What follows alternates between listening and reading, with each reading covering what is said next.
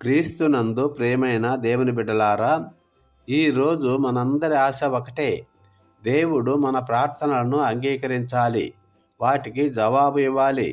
కానీ దేవుడు ఎలాంటి ప్రార్థనను అంగీకరిస్తాడు, ఎలాంటి ప్రార్థనను అసహ్యించుకుంటాడు?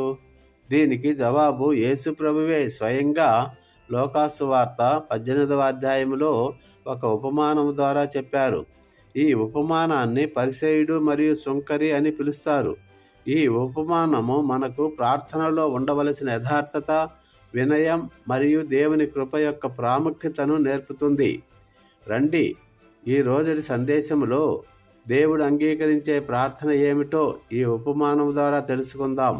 హల్లెలూయా. లూకాసు వార్త 8:9-14 వరకు చదివితే పరిసయ్యుడు సుంకరి ప్రార్థన మనకు కనబడుతుంది. పరిసయ్యుని ప్రార్థన స్వనీతి, డాంబికముతో కూడుకున్నది.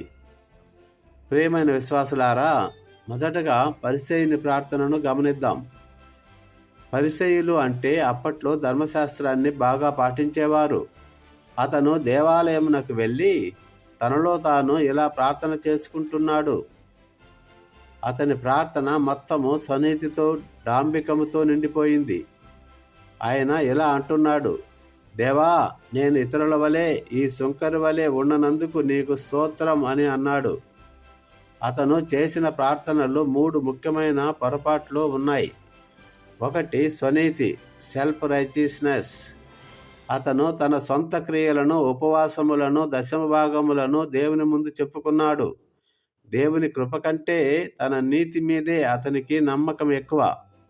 రెండవది ఇతరులను తృణీకరించుట, జడ్జింగ్ అదర్స్. అతను తనను తాను హెచ్చించుకుంటూ పక్కనే ఉన్న సుంకరిని తృణీకరించాడు. ఇతరుల పాపాలను ఎత్తి చూపడం ద్వారా తనను తాను నీతిమంతునిగా చూపించుకున్నాడు. మూడవదిగా డాంబికము, ప్రైడ్. అతని ప్రార్థనలో దేవుని మహిమపరచడం కంటే తన గురించి తాను చెప్పుకోవడమే ఎక్కువ ఉంది. అతను చేసిన ప్రార్థన దేవునికి చేరలేదు, అది తనలో తానే ఉండిపోయింది. బైబిల్ గ్రంథంలో కీర్తనల గ్రంథము 51:17లో ఒక గొప్ప వాగ్దానం ఉంది.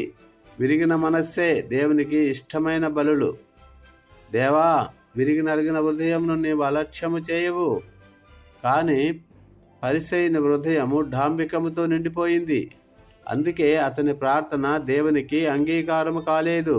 పూర్తి ప్రసంగమును ఈ ఛానల్లో ఉన్న పెద్ద వీడియోలో వినగలరు. పశ్చాత్తాపం వినయంతో కూడుకున్నది. ప్రియమైన విశ్వాసులారా, ఇప్పుడు సుంకరి ప్రార్థన